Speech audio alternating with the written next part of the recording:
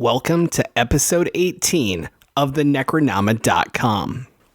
Today, we're going to delve into the whodunnit genre. We're going to talk about Knives Out. But first, I want to talk about something that actually happened. Something that really has elements of horror all over it. On Friday, December 3rd, 1926, famed author Agatha Christie kissed her sleeping 7-year-old goodnight and left her house. She would not be seen again for 11 days. The resulting manhunt was one of the largest ever put together, with hundreds of citizens scouring the countryside for her, and more than 1,000 police seeking to find the author. Agatha Christie's car was found abandoned on a steep slope near Guilford at Newlands Corner. There was no sign of the author, nor any evidence that she'd been involved in an accident. As the first day of investigations passed, and then the second, and then the third, speculation began to mount in different scenarios. Some believed Christie had drowned herself in the natural spring near where the car was found. Others conjectured that it was nothing more than a publicity stunt, a clever ruse to promote her next book. Some suggested she'd been killed by her husband, Archie Christie, a man who was known to be cheating on Agatha with his mistress, Theresa Neal. Two of Britain's most famous crime writers were brought in, Dorothy Sayers, author of the Lord Peter Wimsey series, and the man responsible for Sherlock Holmes, Sir Arthur Conan Doyle. Sayers hung out in the area where Christie must have gone missing, but found nothing out of the ordinary. Doyle, a known occultist, took one of Christie's gloves to a medium in hopes that it would provide answers. When it did not, he assumed that meant she was alive. 11 full days after her disappearance, a man playing the banjo in the hotel band at the Harrogate recognized Agatha Christie as one of the guests at a ball. He alerted the police, who tipped off Archie Christie, who came to collect his wife. Apparently, she had been living safe and sound in the hotel for more than a week. Agatha could not provide any details, stating she didn't remember how she'd gotten there or why. Stranger yet, she checked herself in under the name Theresa Neal, her husband's mistress. Agatha Christie eventually left the hotel with her husband, Archie, but she divorced him a few years later, and then married distinguished archaeologist Max Malwin. Christie never spoke publicly about the 11 days that she'd gone missing. She never provided more details. She claimed to never have any idea what had happened. Was this a case of her screwing with her husband? Or is there something more sinister involved? Could it be amnesia? Could it be an alien abduction? There's so many different theories out there, and yet none of them have ever been proven. We'll probably never know the answer. Whether she meant to or not, Agatha Christie left the world one more mystery that even her famed detective, Hercule Poirot, couldn't solve.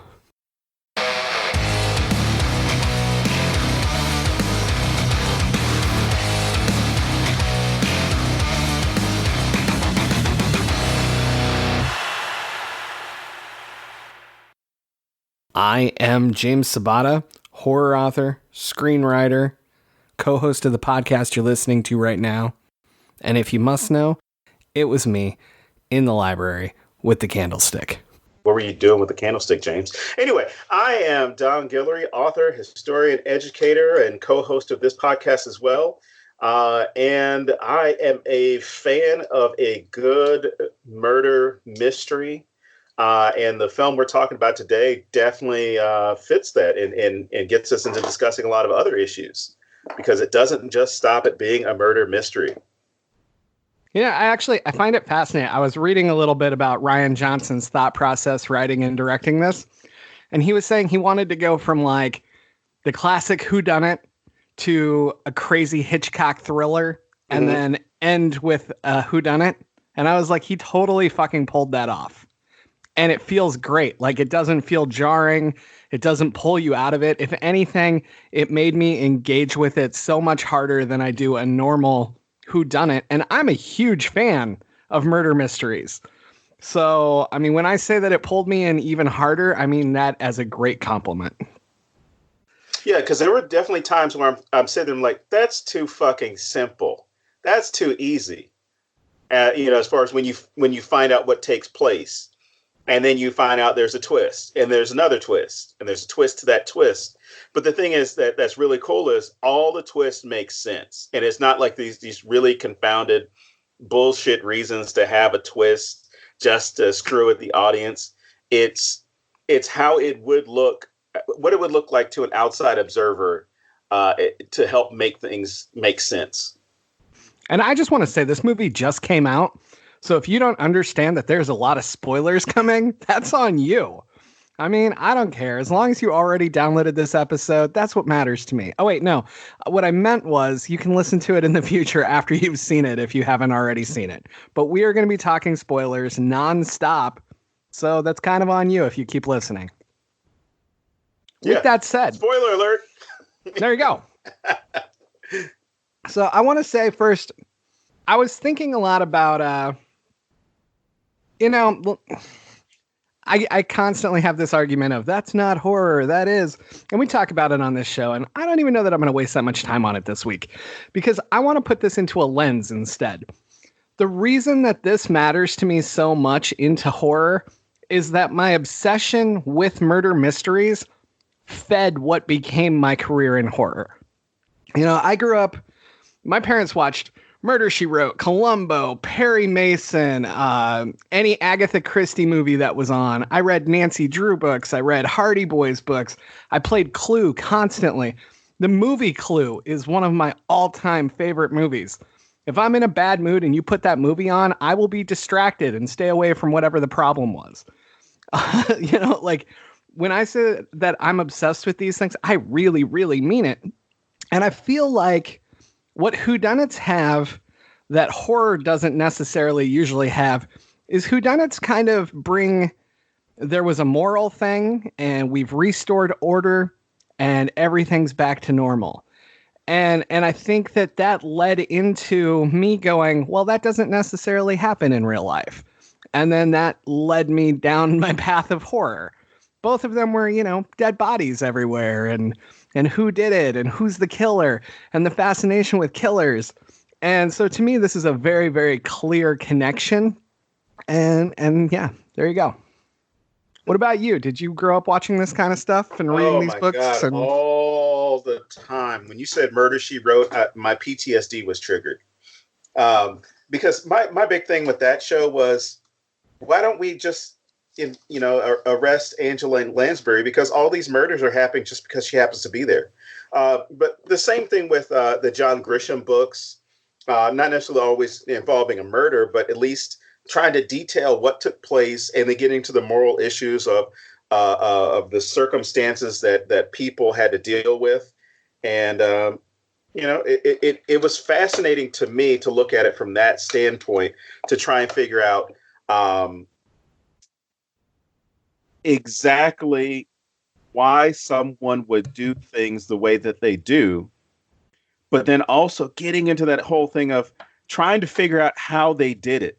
Because there's sometimes, very well constructed and elaborate ways. We talked about Jigsaw before. I mean, we've talked about it on panels and we've kind of referenced it before with previous podcasts or previous episodes of the podcast. And just getting into the whole thing of how did this person get killed, or at least how were they supposed to survive? And really, that's what it comes down to. A lot of those things, how did this person get away with the crime? But for this movie, as well as other, murder or just mystery, crime mystery stories, I remember reading Encyclopedia Brown when I was a kid. And I forgot about that. That's my list. So pissed if the story was too simple and to the point where you're sitting there thinking like, okay, well, this was too easy for me to spend, the past, I can't remember how long the books were, but like to invest 50 or 100 pages when I was like 10 years old to read this book and then get mad because that made too much sense. Okay, this guy had one little piece of mud on him and that determined, that this person was in the room. We're not getting into forensic science here with Encyclopedia Brown. which brings us to, a moment in this film, later in the film, where there's this one small clue and the detective's like, oh yeah, I knew you were there the whole time because I saw this. Yep. But this movie is great because you get into the family dynamics, and we've talked about, with The Purge and I forgot what the movie that was canceled, or I guess postponed but not released, where we've gotten to this theme of, the rich suck, the rich suck, the rich suck. You don't actually have that here. You get to see rich people or wealthy people themselves and not see them as being wealthy because of the way they present themselves. And not just, oh, we're dysfunctional, but just the idea of what they've done. They've earned what they have, whether it happens to be the real estate broker, the guy with the publishing, even the dad who is the world renowned author on mysteries, that they've all built themselves up. So it's not one of these things where they're predatory about the way that they make their money. So that gets removed right from the beginning. You just see it as, okay, well, they're a rich family. And, even when there's this complaint about, who's going to get the money when grandpa dies, or at least who's going to get the money in the will or the house or whatever, there's one complaint where the guy says, oh, this is my birthright. This is our family. This is our ancestral home. And then somebody responds like, your dad bought this house in the 1980s from a Pakistani family. The entire theater laughed so hard at that when I saw that part. It was great. Because it gets you removed from that idea of, this family is all new money. They're not one of these things where it's like the Vanderbilts or the Rockefellers or some type of family that they've had money forever, to the point where a lot of people don't even know why they're rich, or they don't know why they're famous. They just know that they are, just because the attachment to that name. Whereas, they're wealthy because of who their dad was, and he helped them out. They built their own stuff with a little bit of help. But you see how that family dynamic works and doesn't work, because you see the dysfunction that's there. And it's kind of reassuring as all of us. Well, I'm going to be honest here. I don't know anybody who has a perfect family. I know that we all, go on social media, especially this past week with Thanksgiving, and you see all these great family moments and even the underlying debate of, I wonder what they talked about, or who was fighting about what, and who brought up politics. There is no such thing. It was me. It was definitely me. I brought up politics. There's no such thing as perfect family. All these families have their issues, have their bullshit. And I think one thing that's reassuring about this film is it shows a wealthy family, or family with money, being just as fucked up as everybody else. Well, and I mean, we are getting this huge influx of movies with the theme, the rich suck. I kind of bitched about it on last week's episode. And I feel like this movie does a really good job of showing that that's not the problem. It's not that the rich suck. It's not the eat the rich theme, as it's sometimes called. Mm-hmm. What it does in this movie is it's about what you do with it. It's not a sin to be successful. It's not a sin to have made a lot of money being an awesome author or whatever else. Man, I wish that was my problem. But it's everybody walking around acting like, well, I'm a self-made man. I did this. And then somebody else is like, Dad gave her $1 million. It's that whole, you're a bad person because you're erasing the help that you got and the privilege that you were given. You're ignoring that. That's the sin. It's not the being rich. And I really started paying attention to that theme once I realized that about this movie. And you kind of see it with like Ready or Not, which we're going to talk about in a couple weeks as well. But the thing with this is these movies have done a really good job of pointing out how people in real life in these situations tend to just erase all of the help that they got. Mm-hmm. And they just make it about them. And that's the sin. But they are also really good at victimizing themselves and being like, oh, everyone hates me just because I'm successful and just because I have money. And no, that's not why we hate you. If anything, that's why people look up to people who are celebrities, right? Because that's what we want. we hate these people because of how they act about it. Mm-hmm. We hate them because of this erasure and this like fucking fairy tale that they did something great. Like, I'm just going to say it. We all know I'm going to insult the administration at some point, right? So I have no idea what you're talking about. Donald Trump Jr. personifies this on such a fucking level. It's crazy. Like, the guy walks around constantly just like, I'm amazing. He doesn't even have what his dad had. Like, at least 45 is able to say, I was a real estate agent or real estate mogul and I did this and this. And yeah, he got all the shit from his dad to make it happen. And he does the erasure thing. But his son is so much worse in that regard to me, because what the fuck does he even do? And yet he acts like he is the most perfect piece of shit on the planet. And that's the sin that these movies are really committing. That's the sin they're showing us. This bullshit of I'm better than you because of a name.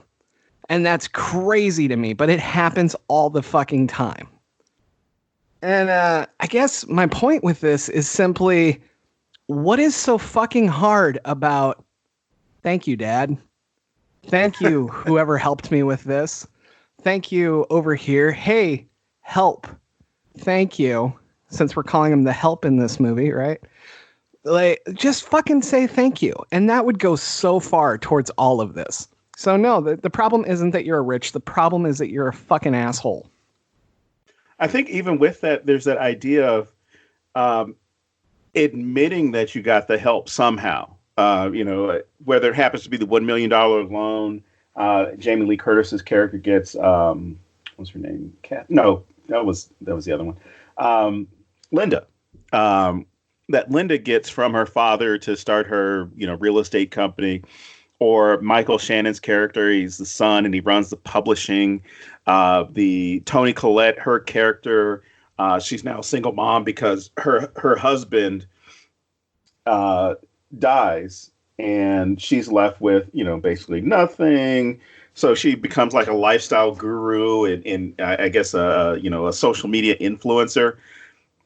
So you're even seeing kind of how that works, because one of my pet peeves is, I guess social media influence, at least as a title and as I guess as a vocation, because it was listed that, well, here, first off, fuck the Kardashians.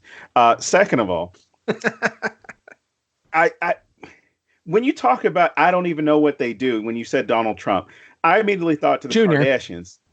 Well, same. I don't even know what they do, because I think the news this past week or something that when I was listening to it, they mentioned, Kylie Jenner sold her company, or her controlling interest in the company has now gotten $600 million for it. She's the youngest self-made billionaire.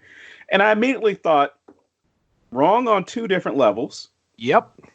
One, we wouldn't know who the fuck she is if it hadn't been for a certain tape that had been leaked years ago that then led to someone becoming famous, and then that person having a TV show, and then that person having her family on a TV show, and then people with whatever vapid bullshit that they buy into having to know everything that they're doing and buying all the stuff that they buy, and then buying some makeup and bullshit to plump up their lips, when the reality is, irony, the reality is they got all these fillers and injections and all types of stuff put in them to appear a certain way to then sell products that were, I guess, supposed to be themselves.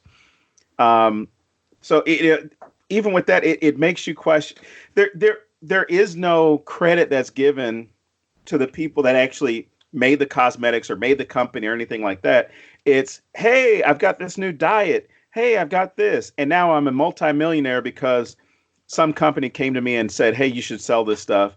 Or even some musicians, you have that same thing where they're not necessarily thanking everybody. Right? I shouldn't even say that. More musicians thank people that have something to do with their build up than the fucking Kardashians do. That's true.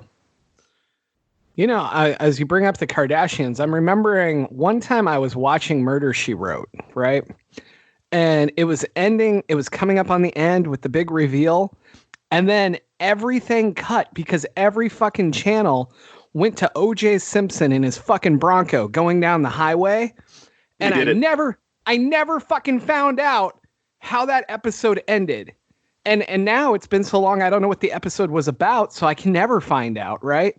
But I just realized the irony that it cut in with a real murder mystery, and I didn't give a shit. I just wanted to know who did it on Murder, She Wrote. But yeah, I was so pissed off about the OJ trial because of that. Well, it's funny that you bring up OJ, because one of the things that I guess that was a complaint with OJ himself, or at least the OJ trial itself, that some people didn't focus in on because they focused more on, oh, he's going to get off because he's black. Well, no, he's going to get off because he's rich.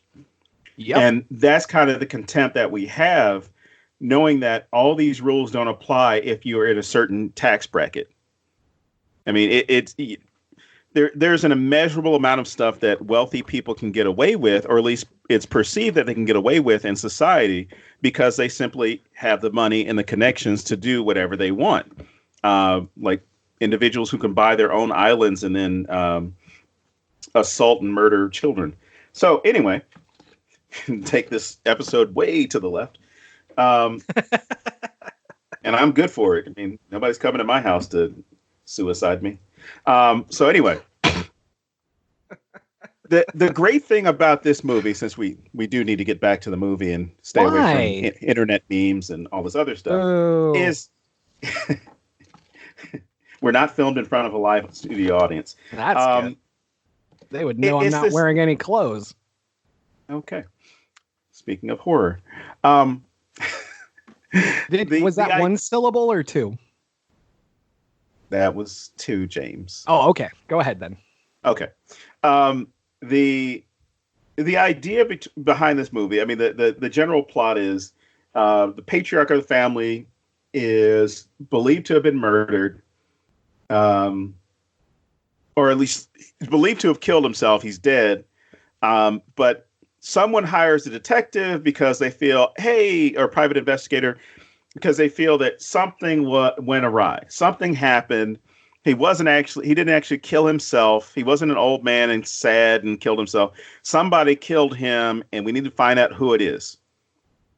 And then that causes us to descend into these investigations and interrogations of each one of the family members. And while I was watching, all these Q&A sessions with the detectives, the private investigator, and the family members, all I thought of was how quickly somebody's going to turn on somebody because they suspect that it's going to lead to not necessarily their demise, and not even something as close to game theory, where if you're separated from somebody and you're accused of a crime, that you'll turn that person in because you believe that they're going to turn you in. But the idea that, some of these people are so loyal to the family, or at least to the family image, that they're not going to go there and throw other people on the bus because they don't want they don't want any of the dark secrets of the family to come forward, or they don't want to potentially be involved in anything more than what's already taken place. But it's great to show how shady and how shitty some people are, because it doesn't take much prodding for them to start telling on other people and what they have done. And things that have nothing to do with the crime or the perceived crime. It's, hey, do you know so-and-so's a drunk? Hey, do you know so-and-so cheats on his wife? Hey, do you know that this is going on? You know what? She's not really self-made. She's got this. Oh, did you know that the old man is paying for her daughter to go to college? He sends a check every month, sends her an allowance, does all these other things. And they're doing anything they can to take any suspicion away from themselves, which gets into, that question a lot of us ask about, our immediate friends and family members. Exactly who can I trust around me to not do that, or at least who can I trust to at least support me to where I would never be suspected of something that I didn't do. It also goes into just how families are. Mm-hmm. You're not even necessarily trying to throw the others under the bus, but man, if you ask me about some of my family members and you make some claim like, oh, she's self-made, I'm going to be like, what the fuck are you talking about? She did blah, blah, blah, blah, blah. You know, like, I mean, it's just such a natural reaction as well. And they play it so well in this film in that regard. And I really like that because it's not necessarily malicious in a lot of the cases. Right. Like some of it is. Some of it's definitely like, no, man, she had this motive and this. But man, some of it is just so laid back, normal conversation around families, or at least my family. I assume everyone's is like that. But yeah, I love how that plays out. Well, this movie gets into a lot of political discussions, and you mentioned Help earlier. There's this great feature where Ana de Armas, who plays Marta, when you get first introduced to her, you see her living with her mother and her sister, and you know she's mourning the death of her former employer, who she had formed a pretty strong attachment to as his nurse because he was elderly. He needed some assistance, and what she reveals is, you know, he didn't really need a nurse; he needed a friend. And yeah, she says it in those words. Yeah, that loneliness that comes from. This guy has everything he could imagine. He's got all this wealth. He's got all these possessions. He's got all these stories. He's got the fame, but he doesn't have anybody who's willing to spend time with him. And that's a really fucked up thing to think about. You know, and the way she says it, it's so quick. It doesn't have that moment to where it can really sting you, but it gets to that point where you kind of question, like, maybe one day it's going to be like that for me. Or what would I do in that same situation? And there's even that moment where, you know, when the will is read and the first indication, or at least the first suspicion that family members have is, oh, she was fucking dad. Oh, she was having sex with him. They were having a love affair, as opposed to they were just friends and he wanted to take care of her. Yep. And they can't even imagine that somebody did something out of the kindness of their heart. Yeah. Like there had to be an ulterior motive there. Or even one of the grandsons, they make that comment of like, oh, you couldn't even be here for the funeral, but you're going to be here for the will reading? How convenient. And, you know, he kind of laughs it off and is like, yeah, I want to see what grandpa left me. And even in the whole aspect of death itself, it's not necessarily death that weirds me out. It's what makes me more uncomfortable than, you know, dead body or just the presence of a death is the way that people all of a sudden become different when death is involved. Sometimes people reflect, but in a lot of cases, people try to elevate themselves. They do that look at me bullshit, which is, look, I love Grandpa. He was such a great person. He did this and he did this and did this. And then you go around the corner and like, man, this guy was a real son of a bitch. He wasn't willing to leave us any money. He didn't do this. He pissed away this. He was always drunk. Because the time that you would hear somebody say the nicest things about you is when you're dead. It's never going to be when you're alive. The nicest things and the most amount of nice things that are going to be brought up is when you're dead. And then they'll sit around going, I wish I would have told him when he was alive. Isn't that amazing? My favorite. But you bring up the family, and I think that's so important in this is the way that each one is portrayed. You know, you talked about the social influencer and the publisher and all these things. If you go back to Agatha Christie's books, Christie's strong suit was that she was so incredibly observant of the world around her. People claim, I don't know enough about different decades, so I can't do this, but people claim you can pick up one of her books, and by reading it, you can figure out which decade it was written in because she so astutely observed the world around her.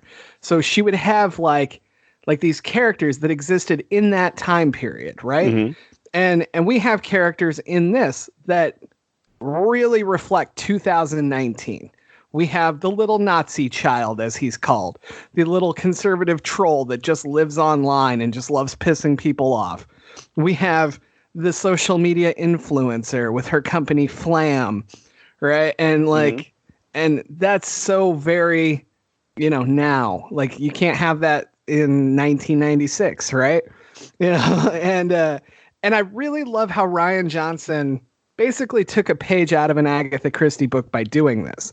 Like, just straight making these characters what we're seeing today. And that's not even necessarily social commentary in and of itself. It really just grounds the story where it's at. And it really just brings us to this moment. For us, we're watching it and people might not even realize what's happening. But I guarantee that in the future, like 30 years from now, if people come back and watch this film, it's going to feel very now. You know what I mean? So right. I love that. I think that that's such a cool thing that he did. I feel like he almost had to do it purposely just because it is so Agatha Christie-esque, and Rian Johnson loves Agatha Christie. So I think that that's very purposeful. And as a writer, I really admire that kind of shit. So, well, you mentioned that the whole thing about Agatha Christie, that stood out to me as soon as the ads were made, or at least the trailers came out, and you had Daniel Craig as the detective. I'm sitting there like, oh, okay, this is going to be really good. Or it could be really bad. But my first thought was this has to be good, not because it has an ensemble cast, but because you're going to have a narrative that's going to rely on the audience looking for all those clues, which there are clues given all throughout the film. There's these nice little breadcrumbs that are laid out all throughout the film. And you're just sitting there thinking, like, this guy is going to see what's going on. He's got to see what's going on. And at the end, almost like an Ocean's 11 type explanation of like, oh, here's how we did the crime. He tells you exactly what the fuck happened. Yep. And to the surprise of the person who thinks that they did it by accident, he tells Marta, he's like, look, I know you had nothing to do with this. I know you were there, though, because this happened. Yep. And I could see that this is what was happening. And I know that this person did it. And of course, we're going to spoil it in about 20 minutes anyway, that this person did it for this reason, and putting all those clues together. And while we spent all this time thinking about how dysfunctional the family is or how normal the family is, he's not paying attention to that. He's looking for where are the problems, or at least where's that donut hole? And how do I fill that hole in this story? Oh, man, not the donut. And it's great because even that part where he says, oh, this is a great story, but it's a donut and a donut has a hole. And when he goes into this dialogue, or at least this monologue of talking about what a donut hole is and how the donut is that, oh, this donut hole has a donut hole, but inside that donut hole is a donut hole. And you sit there thinking, as an audience member, okay, that's a funny line, but he's going into something. He's about to go straight into that Columbo shit of, I'm going to let you think I'm stupid right now, and then I'm going to fucking wow you with telling you exactly how all this worked out. But the family itself, when they're having their discussions, not as far as part of the interviews, but when they're having the discussions with each other, as far as the flashbacks and all these other things that are going on, you get to see how much, as you mentioned, how much they reflect the current times.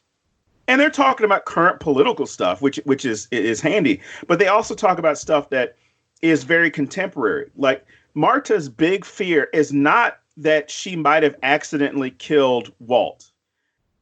Her fear is, oh shit, my mom is going to get deported. I'm not going to say anything. I'm not going to talk to anybody. I'm not going to answer any questions, because if somebody finds out that my mom is here undocumented, she's going to get deported, and we're going to be separated, which has got to be a very scary thing to go through. And aside from whatever people's political opinions are about immigration or what should be done about immigration, you got to think about the separation between somebody that you love, somebody that you care about, and the fact that this country itself is built on, and this is one of those things that they talk about. It's built on this idea of being self-made, or at least this myth of being self-made. And well, if you're self-made, you don't have to help anyone else up because no one helped you, right? That's where we're going with it, man. This idea that this myth that if you're self-made, you don't have to thank anybody. You don't have to look out for anybody else. So if you came to this country, you should come to this country the legal way. You should come to this country and get in line. And I'll tell you, anybody who's listening who has no idea about immigration, there's no fucking line. There is no line. And if there were a line, there are a whole lot of people who got to cut to the front of the line, not because they cut willingly, but because they were able to cut because they didn't look as though they were problematic. And other people who had been law abiding and doing all these things got pushed to the back of the line.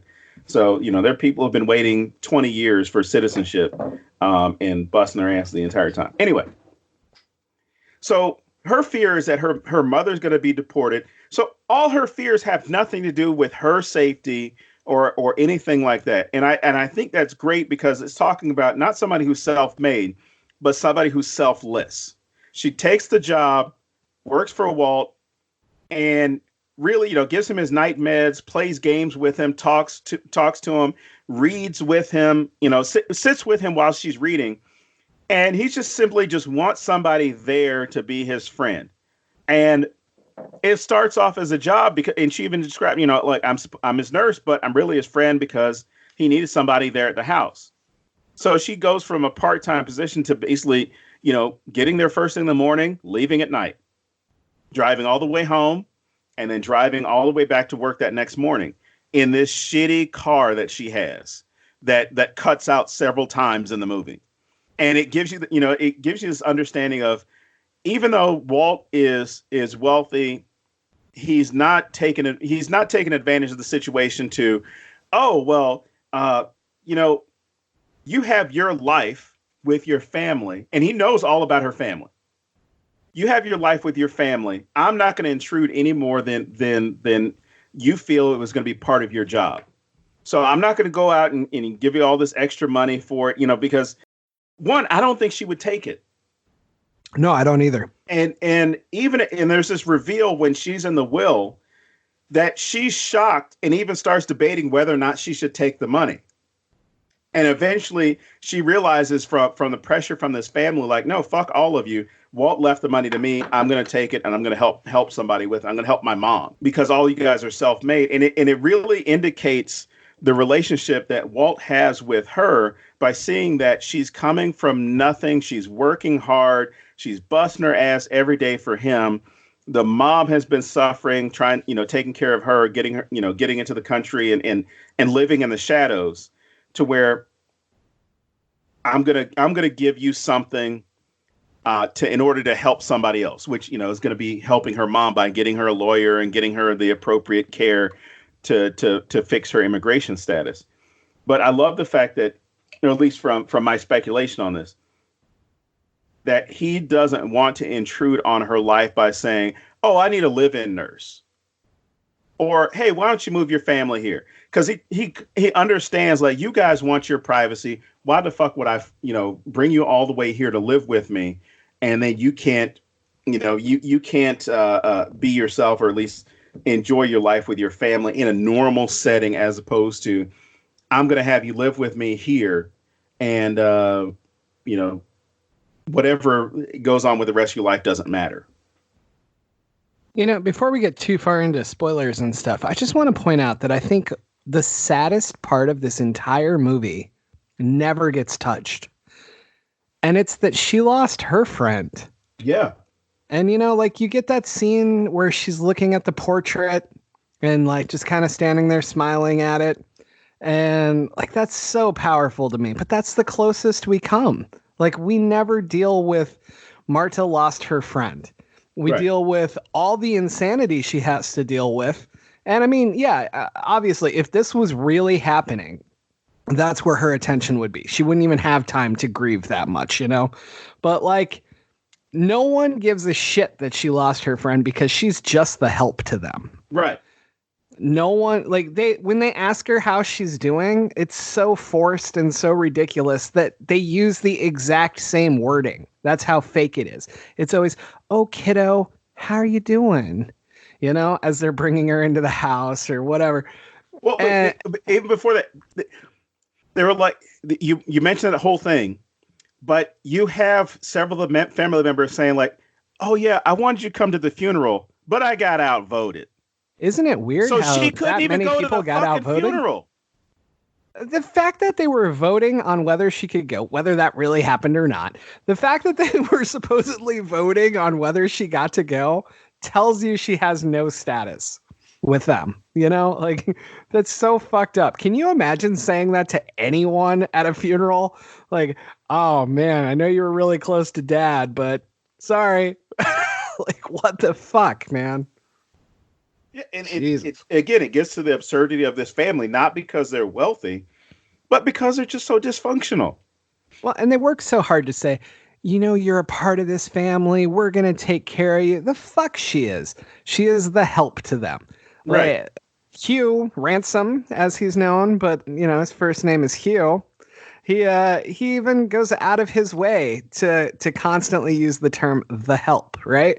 Right. Because he doesn't even view them as human enough to get names. They are so low down, they don't even get to use his nickname or middle name or whatever it is, Ransom. They have to call him Hugh, you know? And when he's talking to her, he's always, "Oh, you know, you're a part of this family." And I love that because it's so real and it's such a dick thing for anyone to say, and they all fucking say it, right? But then she's not human enough to come to the funeral, and she's not real enough to even know what country she's from. You know, like one says she's from Ecuador, and another one says she's from Uruguay, and another from Paraguay, and then In Brazil. way later she's from Brazil, you know, and she's Cuban, or at least the actress is Cuban, you know, like. But I thought that was such a great touch because they all think, like, I get this feeling, I should say, they don't necessarily come out and say this, but I feel like they're all like, I know everything about her because she's so important to us. I know she's from Ecuador, you know? Right. It's such a great little thing to throw in there, and it just works so well. And you know what's funny is, and this is a very Latin American thing, if you misnationalize Latin Americans, you're in fucking trouble. But it's one of those things, like if you refer to a Chilean as an Argentine or a Brazilian, they will they will not forgive you for it. And it's just one of those things. So every time they were doing this, I saw it from two different perspectives. How many times did they ask her about, like, hey, what's your family like in Ecuador? And she's like, I'm not from Ecuador. Ah, fuck it, Bolivia, whatever. How are they doing? I could imagine that. I think Walt is probably the only one who knows where she was actually from, anything about her family, anything that was going on with her because of those conversations actually getting to know her. And he wouldn't have had to ask how they were doing because he would have fucking known. Right, no, I mean, as far as like a daily thing, like, hey, yeah, exactly. Your mom was sick last week. Is she feeling better? Those types of conversation as opposed to, oh, I know your mom's an illegal. You don't want anybody finding out that she's illegal. That the type of shit that you can use as leverage. But yeah, the other aspect of that is not just the idea of them misnationalizing her, but the idea of they don't give a shit enough to care what country she's from because quote unquote, they're all the same. They're all, in the words of Ronald Reagan, there's a lot of little countries down there. And so by default, they all speak Spanish, which they don't. They all speak Spanish, and they're all, they all eat tacos, which was one of the funniest things I heard. And you can guess, take 3 guesses to what channel mentioned that. But just the idea that within Latin America, there's so much diversity that you can't care enough to think about anything other than tacos, cocaine, and Spanish. Yeah. Which gets us again back into the immigration thing, because when you look at the way immigration policy or immigration is represented in the news, it's all Spanish speaking countries. And for the longest time, it's only been seen as it's a problem with Mexico, which is why you have a person or groups of people on one end of the political spectrum saying that solution to immigration is a wall. when you have a significant amount of Europeans, as well as people coming from Asian countries that are coming into the United States, but they're not coming through a wall or a door. They're coming on planes, and you have people who overstay visas. But that leads to, the idea of undocumented, because once your visa has expired and you don't go back, you at that point are undocumented because you don't have a reason or a rationale to stay past the 6 months or 2 years or however long your visa was good for. But it gets into that whole idea of how immigration is seen from, at least from the Thromby's perspective of, fuck it. It's all Spanish. They all speak Spanish. It's all the same. I got your country wrong. It's no big deal. You got to look at it the same way as if you're in America and you get called by the wrong state. Like if you happen to be from Georgia and somebody says you're from Alabama, that can be a problem. Especially during football season. Yeah. But as far as I'm concerned, all southern states are the same. Oh, man.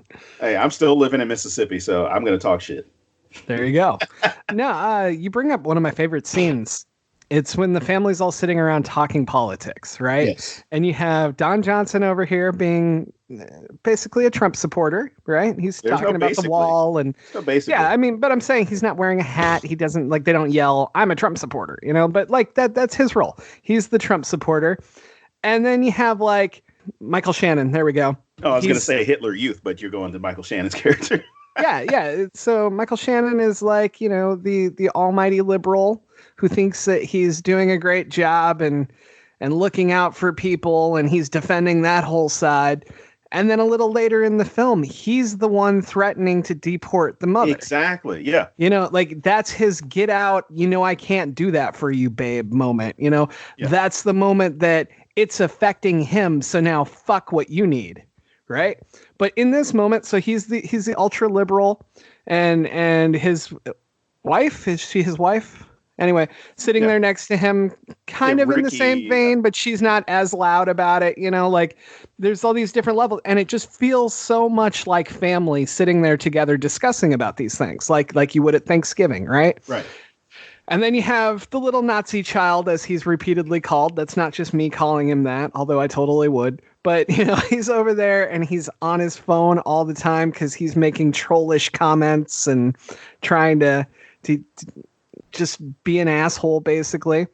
And then you have the other daughter on the other side who is they ask her if she's getting a social justice warrior degree at college, stuff like that. Mm-hmm. And so the banter between them, when she's like, "You're a fucking Nazi," and he's like, "You little social justice, whatever," and they're just going back and forth. Yeah, the snowflake, it's so real and so everybody's family right now. And it's so, so good. But the part that gets me, because it's so fucking real, is Don Johnson says, "Hey, Marta, come over here. Tell us what you feel about immigration," And that's so fucking real. I have to make a point. Oh, hey, look, here's a token. Let's ask him, right? Token? In this case. That's today's special word. Yeah. You know what? I've noticed that over the years. And have you? That part hit me really hard where it's like, I've been in a room where it's like, well, black people are on welfare and they're doing this and doing this. And, it's not racist for me to say this. Or if I'm at a live event and someone says, after we've talked about lynching and all these other things, I got an idea of how we fix the blacks. I remember that. Yeah. And I then have to tell the general, it then turns like, well, I need to get your opinion on this. And my first thought is probably don't start by referring to them as the blacks. But yeah, it's that moment, and I'm glad you pointed out because that's that moment of the film where you're sitting there thinking, you already think Don Johnson's character is an asshole anyway, because, of course, just because of his demeanor and the way he presents himself, as well as what he gets caught doing, and then trying to excuse it away. Can I point out that his affair that he's having is a non-white woman as well? Well, that gets into fetishization, and that also gets Absolutely. into the model minority, because I believe she was Asian, correct? Yes, yes. Yeah. But I just feel like that would totally be oh no, I can't be racist. I'm fucking an Asian chick. Yeah. And I will tell you there's a huge amount of people that will immediately refute that idea that you can't be racist because of whatever your sexual preferences are with respect to race and ethnicity. Because there's this guy, I believe his name was Thomas Jefferson. I don't know if I've heard of him. Continue. Yeah. I think it's like on the $2 bill or something. But anyway. Those aren't even real. Yeah. He had children with one of his enslaved workers and then enslaved his own children. So as far as I'm concerned, it doesn't matter if you're having sex with someone of a different race or different color, ethnicity, or nationality, if you still treat them like shit. Well, and I wouldn't exactly say that sex and love are the same thing there, you know? Like, there's a lot of people that have sex for many reasons that have nothing to do with treating the other person properly. Exactly. But so on that note, the thing that really got me in this moment is that Marta does it because she doesn't have a choice. No, none at all. And she tries to be politically correct about it. You know? Like she tries to cover her ass about it. Exactly. But I mean, she's trying not to upset Don Johnson's character. Right. Because one, she is a captive, well, not even captive audience, but she's a captive participant.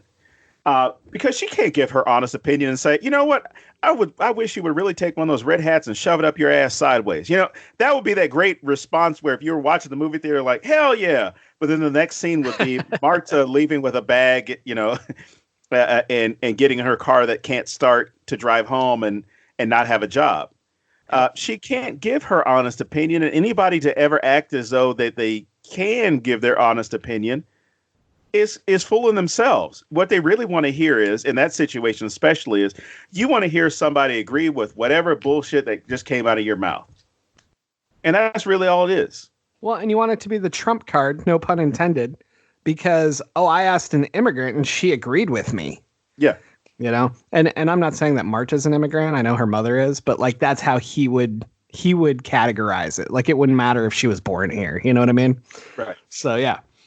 Okay. I gotta get into Daniel Craig here. At least the character of him as Benoit LeBlanc. Benoit LeBlanc. Yes. Scary name for so many different reasons. But the idea of him, Daniel Craig, playing a Southerner, which was even hilarious because you've got this idea in the film where the family doesn't give a shit where Marta's from. They keep mislabeling her. They mislabel him as well and then make fun of him. Yeah. Even the guy that we find out that secretly hires him, you find this out later in the film, that Hugh hires him. And Hugh makes these comments like, oh, yeah, enough of your Kentucky Fried Justice or whatever the fuck he says. What is this, CSI KFC? Yeah. But you get into all these things where they don't even respect him. He's a world-renowned detective or a private investigator. They should all be scared shitless of anything he finds out, and also scared at the fact that he's going to find out whatever he wants from everyone else about you, even if it has nothing to do with the crime. So why wouldn't you, as a family member, sit there and say, look, nobody says shit. Don't say anything about anybody else. Because we got this happy little family here that we don't want to disrupt. We've got this nice meal ticket that we don't want to disrupt, because their real fear is what they already know is coming, because they've all already been told what's going to happen from the patriarch of the family, from Walt. He says that they're not getting shit. He tells them individually and through intermediaries that they're not going to get anything. Because Toni Collette's character, he finds out that she's been stealing from him, and he says, I'm cutting you off. You're not getting anything else. And the daughter finds out, which is really crazy, because you mentioned that whole thing about the Michael Shannon being the liberal and then flipping. The daughter, I think her name was Meg, she flips because she's kind of like, oh, you're always like family. Oh, I know that Grandpa left all you stuff, so you really can't leave us with nothing. you should, as good as we've been to you, you should give us the money back. And Marta at that moment just kind of says like, nah, fuck you. I'm taking like all of you. I'm starting to figure out that you're all pieces of shit. And I understand why the dad didn't leave any of you anything. But they're also it's interesting that you say she's figuring out that they're pieces of shit, because she's been listening to Walt this whole time, right? And everything they're doing wrong. But that's how people talk about their families. Like, if you tell me, oh man, my cousin's so crazy, blah, blah, blah, blah, blah, blah, blah, blah, blah, I'm still going to want to experience it for myself and make up my own mind, right? Right. So yes, I think it's interesting that you chose those words, because I really think that's what's happening here. I think that they've been kind of caricatures to her, and now she's seeing it, and she's like, the old man was right. Like, I'm sure she's interacted with them before, because, they keep saying, oh, you're part of our family, blah, blah, blah, blah, blah. But now she's seeing them in a panicked state, which is so much worse. And you're going to see that really crazy shit then. So, yeah. Well, even with the money aspect, because you saw this in the 1930s, but 1929 with the Great Depression, you had suicides that went up because, and this is the interesting thing. What we've seen, I don't know what the figure is, but you see more suicides in middle class and upper class people than you do in working class during financial strife or economic strife. And that's because people who are already working class or working poor, they're still working class and working poor when an economic crisis hits. They're not as affected. But as far as anyone who's wealthy, has money, has some stability, and then they're on the verge of losing it or end up losing it, you see that drastic measures are taken where they may kill themselves or act out violently. And you saw this after the 2008-2009 economic crisis, had it again in the 1930s, where people who were poor on Monday, the stock market crashes on Tuesday, they're still poor on Wednesday. Their status didn't change.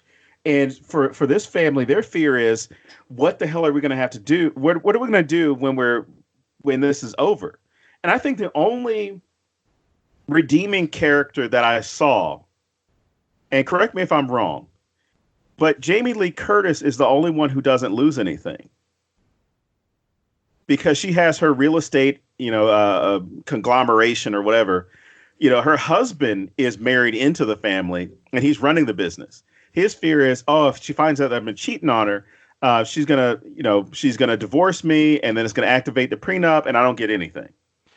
She loses a little bit because she really wants the house. But the thing is, she never had the house. Yeah, exactly. No, but to her, that's losing it. Right. Like, this should have been mine, So in that way, she sort of does. But yeah, she's the closest to being okay. And she's losing other stuff, she's losing her husband.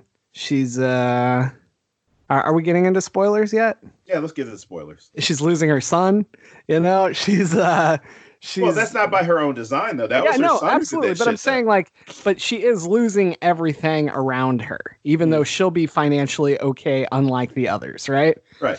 So her status doesn't change. Yeah, no.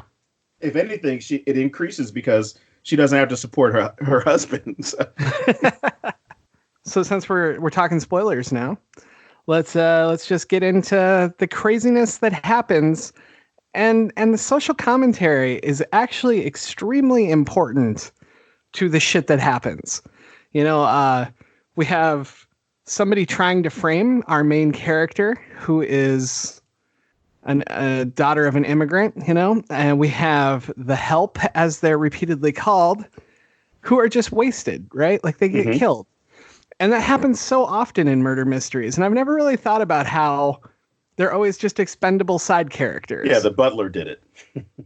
Yeah, if they didn't do it, they die, right? Like, even in Ready or Not, we're just slaughtering the extras as they are, and that's happens for so long. Even in Clue, we kill the cook or we kill the maid or whatever, And I think that's really interesting that I've never really paid attention to that, when that's so deeply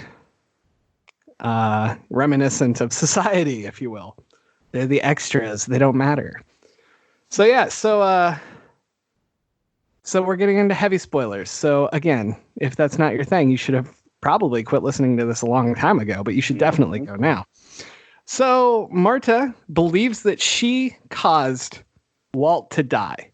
She's injecting him with his medicines, and she gives him the wrong one.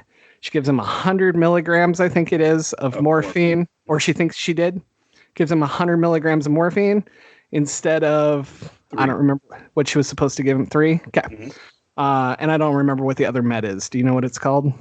Oh, shit. I can't remember. Not a big deal. Anyway, the med she's supposed to give him, the med she's supposed to give him was supposed to be 100 milligrams. The morphine's supposed to be a maximum of 3 milligrams.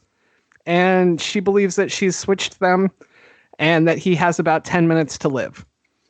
So at this point, what I love about this is it's a very Columbo-like.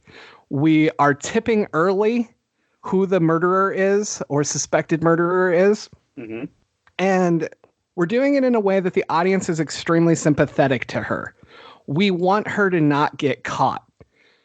Everything we know about murder mysteries is instantly turned on its head because the tropes that we're used to, the flow that we're used to, are the villains. We don't want them to work. We don't want Marta to get caught, right? Right. And I love that. I think that's such a clever way to do it. And Columbo did it a lot, where you would know who the murderer was, but they would do it in a way that you were rooting for the murderer to not get caught. And yeah, so I love that. That came back. I think that's so huge. And the twist with the genre is just great to me. So then Walt is talking to her and he's like, here's what you're going to do. I'm going to map this out for you so you can get out of here and this doesn't come back on you because I care about you and I care about what happens to your family. And you're not going to fuck this up because your mom's not getting deported and you're not going to jail. So you listen to me. This is what we're doing. And because of his history as the greatest mystery writer of all time, he's able to outline this perfect fucking plot. And she puts it into effect and she pulls it off, right? Mm-hmm. And Walt, meanwhile, is accepting that he has to die. So he goes over to his couch and he slices his own fucking throat, leading us to the suicide. And I love that because, you know, at the end, obviously, it's ruled a suicide. So everything is fine. March is fine. But we'll get to that in a second. But I love how that is what puts all of this in motion, that the old man himself designs this plot in like 30 seconds or less. Well, he's a mystery writer. It's great because he even says like, oh, you know, the plots just come to me out of thin air, and you see how that works when he comes up with that. Well, I shouldn't say scheme. When he comes up with that plan to make sure that Marta is not included as far as being a suspect, or even the thought of her being a suspect, by saying, all right, go back out this way, make sure somebody sees you leave, then come back up through the secret way and make sure that you put on my coat and all this other stuff, and that somebody sees you thinking it's me, and then you go back into this room. To where nobody goes and checks on him that night because they're like, oh, well, Marta left and he went to bed. Why am I going to go bother? You know, it's almost midnight. Why am I going to go bother Grandpa? Well, and they do a great job with it because Jamie Lee Curtis's character keeps waking up every time anybody goes up or down the stairs, right? Right. But they do it in a way that when the old man supposedly came down the stairs, he never goes back up again. Right. So then you're instantly like, so how did he get back in the room? Right? Because you don't know it's Marta at the time. And I really like that. Like, that's such a great clue, and it's directly in the open, but it's still kind of ignored almost. Mm-hmm. And that's what I really liked about a lot of this. I feel like there's a lot of whatever the opposite of a red herring is. Like, there's so much stuff that they scream at you that are clues, and you just don't know the context, so you ignore them. Like everybody being so concerned that Ransom's not at the funeral. They bring it up constantly, right? They're all like, oh, he couldn't be bothered to be here, or they throw it in his face, and they say it over and over, which is totally something they would do in that situation. Right. Because I've been at funerals where somebody didn't show up, and people were that's one of the things that comes up. You talk shit about the person. Why the fuck couldn't they come here? Oh, this man, this is the patriarch of the family, and this person wasn't here. Or what was your excuse? What were you doing that was better? You basically better be dead. If it's an important member of the family, you better be dead to not be going to your funeral too, buddy. But yeah, and then you find out that that's because Ransom's the one who did it. Ransom's the guy that was causing all of this, and he used the funeral as a time when no one would be in the house, and he went to Marta's medical bag and switched the morphine and the other drug and was purposely trying to get her to give the wrong dosage to the old man. Mm-hmm. And to cover up that he had switched them initially. Yeah, and I love that. He went back to switch them. That's what it was. Sorry. I said that totally wrong. What time are we at? 109. I'll fix that. 109. Okay. I was like, you didn't have to fix anything, dude. It's just Yeah, I do. I got to fix it. I don't like it. Oh. But yeah, he goes back to cover his own tracks while everyone else is gone. And I love how they're just screaming this fact at you through the whole, and without the context, it's meaningless. Mm-hmm. And they do it with a couple other things as well, but that's the really big one. But where was I going with this? I'll edit this. I got the time. I'm good. Just building the story and building this idea of all the breadcrumbs. I know where I'm at. And the other thing I want to add really fast is that Walt is panicking because he knows that he's moved the whole will to her. She doesn't even know this. So it's more dire that she not be caught than she thinks it is. Because if she's caught, it's a slam dunk case, right? Well, it's that, and he even says you need to think of your mother. Yeah. And the whole idea, like, you're not putting that together at first, and then the other people start bringing up like, oh yeah, her mom is here illegally, or my mom's undocumented, and I'm worried about her. And he from the get go you think it's about him protecting her and then protecting her family, and then later on you find out about the Slayer rule and this idea of okay, he was doing that because he did pass the money on to her in the will and wants to make sure that she gets everything. As opposed to his family is going to find some way to screw her over by determining that she did it on purpose. So we have Ransom, who met with him and found out nobody's getting anything. We're all cut out, and so Ransom loses his shit and leaves. Right, and then like you said, the publisher guy, he's been cut off. He's not going to be in charge of the publishing company anymore, and Toni Collette's character is no longer getting funding for her daughter's school or her extra allowance she's been stealing. And so everybody's been cut off, right? And I love that because it's such an easy motivation for the characters. But what I like about it is it affects each of them differently. And it's that reaction that drives the whole story. And I think it's really great because it's so easily set up. Like he would make the choice to cut them all at the same time. It's not like all this random shit's happening that just happens to be at the same time, which pulls me out of a lot of murder mysteries. In this one, it totally adds up the whole way and makes perfect sense from a writing point of view. And so then going back to Marta, so she does all these things and she gets out of the house and she thinks she's gotten away with it. But there's still the guilt, like, I caused this, and that would be so horrific. And then she saw him do it. Yeah, she saw him slice his throat. God, that'd be fucking terrible. And what I really like is so when she's standing there and he slices his throat, she gets a little bit of blood on her shoe, right? That one tiny drop. And they tip the hat on that. Like halfway through the movie, they show you the blood on her shoe. And they even do this great scene where Blanc's down on his hands and knees, crawling towards her shoe, looking for clues. Mm-hmm. And there's such buildup, and it's so great. The tension is amazing. And then, later you find out, oh yeah, I saw that the first time I saw you. like we've been worried about this tension moment, and Blanc's already known about it the whole fucking time. I love that. That's such a great move. But the big thing with Ransom that I love, and the reason that I instantly went, oh, so Ransom did it, right? Was as soon as he's the good guy and he's helping her, I was just like, oh, she is fucked, right? Like, when he's the one like getting her in the car because her car won't start and he drives her away, and even just how he acts around all the others, because he feels like he's got some trump card over all of them, right? Like he knows something they don't know. And to me, that was such a big tip off that he's the one behind everything. But at the same time, I kind of felt like it was almost too obvious. And Rian Johnson did a really good job of pushing that. Like, look, it could be Ransom. Look at this. That way, being the smart fans we are, to steal a term from another form of entertainment, you know, we're all like, okay, so it can't be Ransom because it's too obvious, you know? And I really, really like the way Ransom's character is written through the whole thing. So my question to you is, did you know that it was Ransom? Like, did you feel like it was probably Ransom, or were you like going for any other certain character? I figured it was him, but I was trying to figure out how he did it.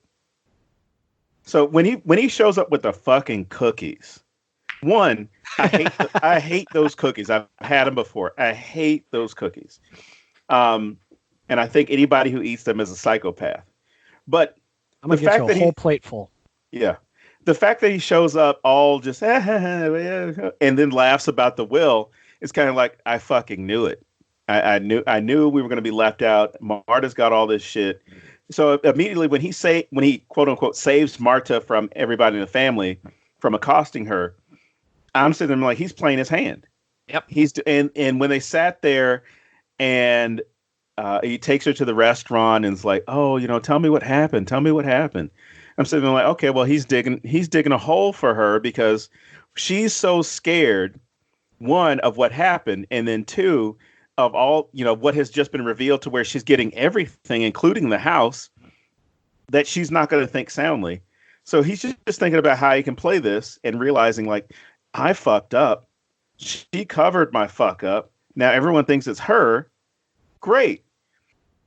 But especially, I really felt certain as soon as he said, he basically was asking her like, oh yeah, you know, I'll keep my mouth shut. Just, you know, hit me off with, you know, some money.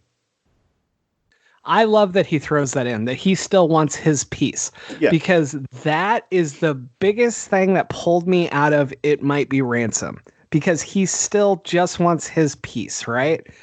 And so that was the one thing that made me go, maybe it's not him. Like, I was still 90% on the Ransom bandwagon, but that was enough to throw me off a little bit and make me wonder.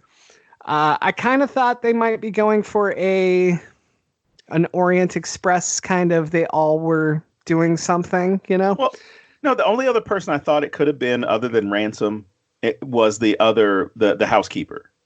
Because I was thinking, like, she had access to everything. She knew what was going, you know, she knew everything in the house. She knew the family longer.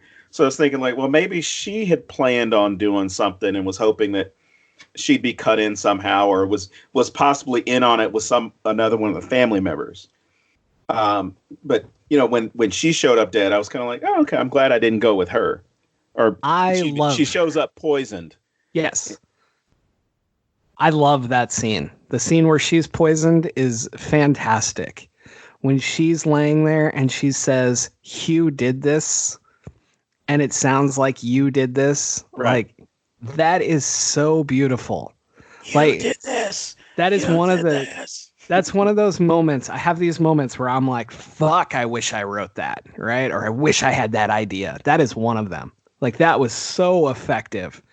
And because so by that fantastic. time, you've forgotten that his name is Hugh because he's been referred to as Ransom so many times. Yeah. Because I don't even think Marta called him Hugh. I think she called him Ransom. I'm not sure. Or did she? I can't remember. But it was just one of those things where you had been so accustomed to him being called Ransom that you forgot that he gives you that breadcrumb, or Rian Johnson gives you that breadcrumb at the beginning when he first shows up, and saying like, oh, call me Ransom. The help calls me Hugh. Yeah. And I love when Marta later says, you make the help call you Hugh because you're an asshole. Yeah. I love that. But man, that scene is so effective. Like, you have so much going on there of, the bag is back there again, and then she's there, and it's the same sort of way that Walt should have died. So she's literally at this scene where this just happened. I mean, it's so perfectly set up to take her down and then doesn't. And it doesn't because she does the one thing that Hugh wouldn't have thought of, and that's helping somebody. Mm-hmm. She tries really fucking hard to save the housekeeper's life. She's giving her CPR. She's calling the emergency services, knowing full well that she's in a lot of shit if they show up. I mean, that's huge. And Hugh would have never fucking thought of that at all. That wouldn't even be a scenario that played out in his head, But I think that's kind of she's going to go for self-preservation. Yeah. But I think that's the theme of this whole film. It's that the one selfless person, the one who tries to do the right thing no matter where she's at and no matter the cost to herself, is rewarded. And that's what makes this a perfect whodunit to me, is that we come back to that moral writing of things. I love that so much. And I think it's really well done with her. One of the other things that I want to talk about really fast is the Nazi child. He was my outside wild horse candidate, right? I was sitting there like, this could be the dark horse right here. It could be this child, because he seems like he's not interacting with anybody. Mm-hmm. But then I was like, what if this whole fucking time he's been on his phone setting this shit up? And the housekeeper came to mind. I was like, maybe like there's some crazy side story where he's like, he was basically raised by this housekeeper, or she's been involved in his life. Like, these are the kinds of crazy shit that goes through my head, right? And I was like, what if he's been like texting and setting all this shit up on his phone this whole time when we thought he was trolling people? And like, what if that's why he was in the bathroom? Because he was really like he wasn't in the bathroom. He used some secret passage in there, so he was my other choice that it could have been. No, and I'm really too busy looking at pictures of dead deer. And masturbating to them, apparently. So that's exciting. That is like one of my favorite lines in a movie this year, when Blanc says, and the Nazi child was in the bathroom masturbating to pictures of dead deer. My God, I laughed so hard at that. But yeah, so did you have any other, like you thought there was a legitimate reason it would be this other person? No, I mean, honestly, it was really just the housekeeper. I was thinking it might have, because kind of the same thing. She kept disappearing, and she knew everybody's secrets as well, or at least how Walt felt about people. And Ransom, because as soon as he shows up, like I said, with the cookies, I was joking, but as soon as he shows up to save Marta, then takes her to the restaurant, and she confesses to him what happened, and he's like, I want my cut. I'm thinking like, he's on it somehow. He must have switched the medication.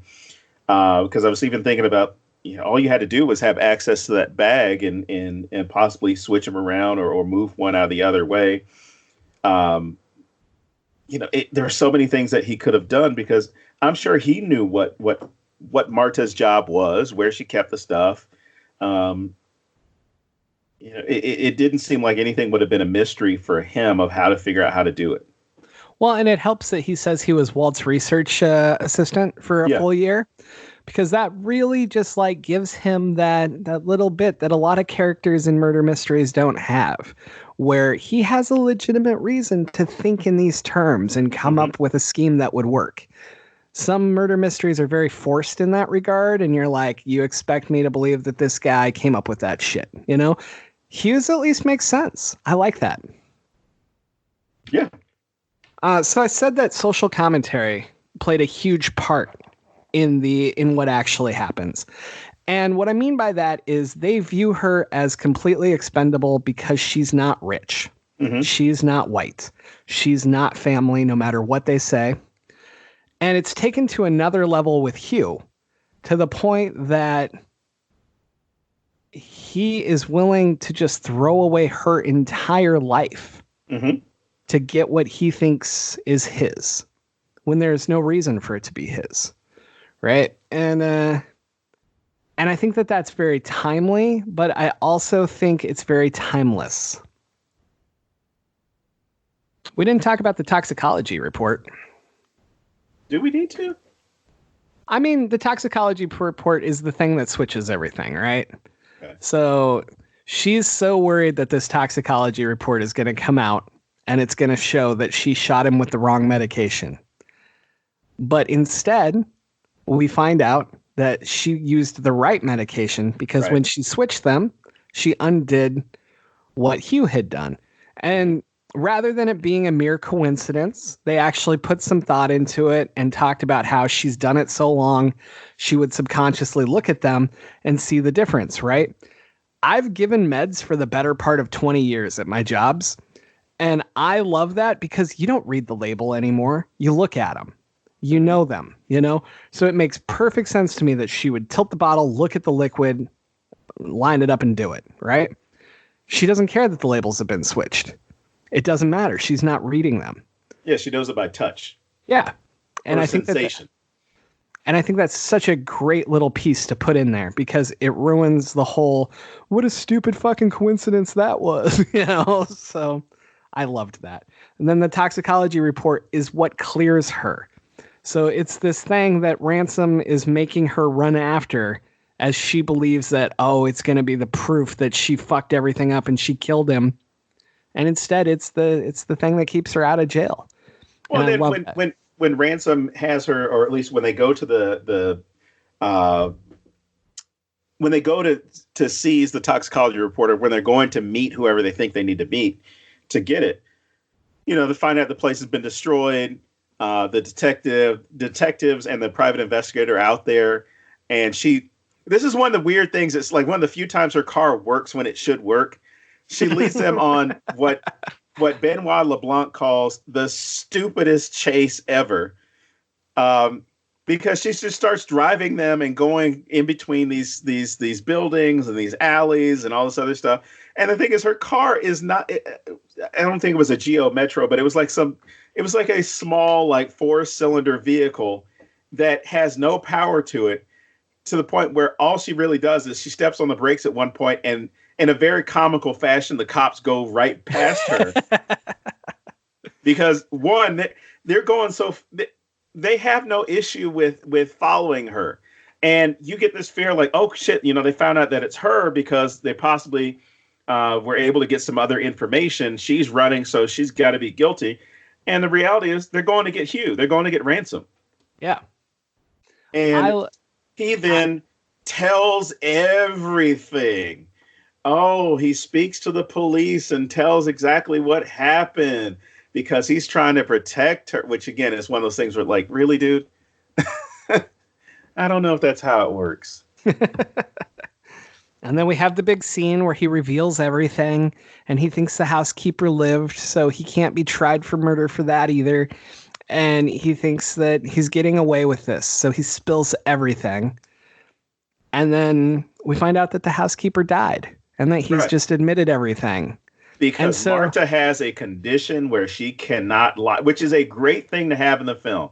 She has a condition where she cannot lie, and it gets revealed early on by Benoit LeBlanc, where he says, oh, I hear you have a medical disorder. I mean, he sounds like Foghorn Leghorn the entire movie. They say that repeatedly, yeah. Where you have a medical condition where if you lie, you vomit. So every time that she says something, you're waiting like, oh, it's going to happen, it's going to happen. And the first time it happens, it's hilarious. The 10th time it happens, it's hilarious. Because, as you pointed out, Ransom, or Hugh, starts telling everything that happened because he thinks that the housekeeper is still alive, so he can't be tried for murder. There's no connection to him in the crime. And, you know, he didn't actually kill Walt because Walt killed himself. So, I can afford a lawyer and get me out of this shit. Meanwhile, I'm thinking to myself, it doesn't matter how rich you are or how rich you think you are. There's a thing called the Fifth Amendment. And there's a thing that a lot of police will tell you when you're being arrested, which is you have the right to remain silent. Or the weed lawyers, the 420 lawyers, or whatever they call themselves, which they have what's called, their policy is shut the fuck up. And that's what they tell all their clients. Cops can't prove you did anything. Shut the fuck up. Are they asking you? Are they arresting you? Then shut the fuck up. Do you have a lawyer? No? Shut the fuck up. And so I'm watching this. I'm like, you big fucking dummy. You've been caught. Because as soon as he's done, Marta throws up in his face because she has lied about the housekeeper being alive. So now Hugh has vomit all over his cute little outfit. And the housekeeper's dead. He's admitted to all this shit. And now the police can arrest him. So Hugh figures, hey, what's one more murder, right? And he grabs this knife off of the awesome prop that's been sitting here the whole time, and it's on all the posters and everything else. So we knew it would be important at some point. Exactly. And Hugh pulls out the knife, and he jams it into her chest. And then we all remember when Walt said, Hugh can't tell the difference between a stage knife and the real thing. And that's what he did. He used a stage knife. But what I love about this is he just goes stupid with it and just keeps like watching it retract as he stabs her in the chest repeatedly. I thought that was such a great moment. Like, it's so fucking stupid that it's great. And yeah. And that's what makes it great. It is, one, you're partially expecting it, and you're thinking, okay, well, maybe one of the cops is going to shoot him as he's trying to stab her in the chest. Something's going to happen. But the payoff with the fake knife or the prop knife, the stage knife, is just outstanding, because then you have the backdrop of that wheel of knives behind him, and there are knives that whether they're prop or not, are not going to retract. There's like a scimitar on there. There's like all these fixed blades on the wall. He picks the one that, it's plastic and it goes back in, and oh, you poor thing. Because you can't even do that right, can you, Hugh? I just like Marta's character. I don't like her because she feels too innocent, but I like her in the sense that she goes out of her way, not out of self-preservation, but to protect others. One, to protect Walt, as far as who he is and who he was, and by not discussing with the family, like, yeah, he didn't like any of you fuckers. He hated all of you. And that's why she could easily do that. Yeah. And I think that's what that look is at the end of the film, where, she has the house, she's on the balcony, she's sipping the coffee out of, Walt's mug, and she's looking down on them. Yep. I love that. She's literally and figuratively looking down on this family now. She's never looked up to them. She's never been on equal footing with them. And now you have this great image at the end of the film where she's sitting on the balcony or standing on the balcony, looking down on them from another level. Their level has not changed. I mean, it honestly has not changed from the beginning of the film to the end. Financially, there have been some changes, but as far as where they are in society hasn't changed, because, they still have that name. They're still going to have some connection with it. And she's been elevated like a motherfucker. Oh, yeah. She's up on that balcony like, and I'm just waiting for this moment, which she wouldn't say it, but the look says it all. Get the fuck off my property. And the mug. The mug is so beautiful. You have the mug at the beginning that they're filling for Walt, and it says, my house, my rules, my coffee. And then she's drinking from the mug at the end. I love that so much. All right, so you ready to wrap this up? Yeah, let's do this. So there you have it, man. That brings us to the end of our discussion about this fantastic movie, Knives Out. If you haven't seen it, I highly suggest you go out and see it, especially now that you've listened to this whole podcast and you know everything that happens and you're ready for it. You're still going to laugh. You're still going to have a great time. And it's still going to be a really awesome twist on the whodunit. I almost said whodunit. On the whodunit genre. Right? I love this movie. And I'm so excited. And I hope that the success of this movie leads to more of this genre. And you know what? It's going to be great. Not even with the genre, because the genre is going to be there. I want it to be done as well as this movie was. Absolutely. And I really want for Benoit LeBlanc to come back, because initially I was like, this is just such a shitty character. But then you see the character development to where he's kind of like, one, he's in awe of being there. But then he starts to point out, well, no, there's this donut hole, and there's a hole inside of a donut hole, and so you start trying to figure out what he means by that. And the other mystery is you don't find this out until the end, when they realize that Hugh's the one who's been doing all this stuff, that you don't realize that it's Hugh who hired Benoit LeBlanc, because the first question that the family has is, who the hell is this guy who keeps pushing keys on the piano at random moments when we answer questions? Why is he here? And he says, oh, I can't tell you, but I've been hired by somebody.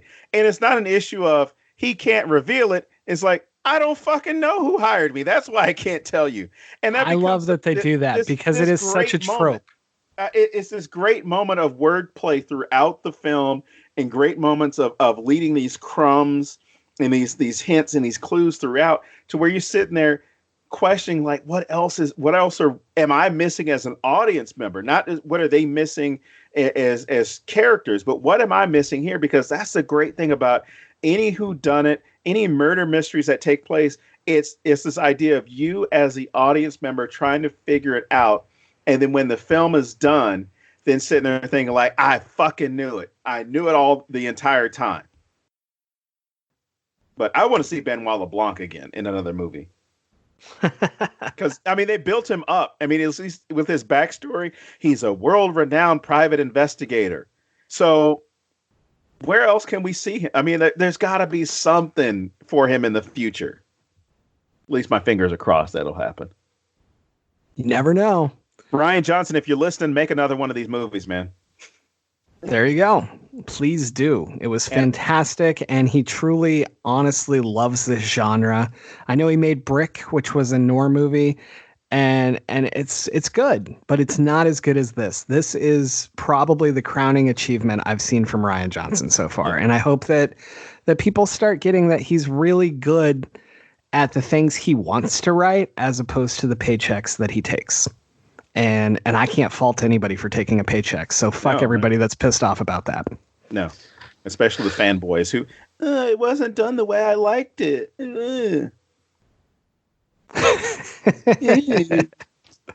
Shut up and enjoy stuff. Shut up and enjoy stuff. Shut up and enjoy the Necronomicon. God damn it. All right. Now. All right. So we're going to wrap up this week. Next week, we will be back with author S.A. Bradley. We're going to talk 2 movies, Slice and Satanic Panic. It's going to be a fun time. S.A. Bradley will have a lot of cool things to say about this. I know, because we already recorded it. Yeah, we're calling it you're calling it the Papa John's Challenge podcast. I'm calling it the Pizza Challenge, Pizza podcast. Ooh, Pizza Podcast. I like it. Shout out to Little Caesars. Feel free to be our new sponsor. Who doesn't have to worry about racism, unlike Papa John's that had to completely rebrand itself because he liked to use the N-word in a actual board meeting. And that really plays into what we're talking about, because I look at him and I can't think white supremacist when I look at that face. Like, that's what's better than everything? Really? Anyway, that's a conversation for a different day. Real ingredients, real racism. One last thing, we want to thank all of our fans. This has been a great podcast to shoot. We're not ending it. We just haven't really taken that many times to thank everybody for listening. So if you're listening, thank you. If you like the show, definitely recommend it to your friends, family, or just anybody that you want to annoy, because we are going worldwide at the moment, and we wouldn't be out, outside of our own little bubble if it weren't for the people that are helping make this show grow. Especially you've got to think about thanking people, because we talked about it earlier in the podcast, how, people got to a position and they realized, like, I don't have to thank anybody for anything. No, we honestly would not be here if it weren't for fans of the horror genre, fans of social commentary, and fans of podcasts for that matter. Because there are people who weren't into horror, weren't into films and social commentary, who've been listening in the United States, Canada, Mexico, France, Germany, different parts of Asia. I think we've got some African listeners too, James, or am I wrong? Yeah. Mm-hmm. Yeah. Yeah. So if you have a convention or know of someone who's running a convention and want to have us out there, please feel free to get in touch with us. We will be there. Absolutely. And follow all of our social media sites, damn it. Man. I guess that wraps everything up. So as always, I am James Sabata. And I'm Don Guillory. Love you guys. See you next week on the Necronomy.com.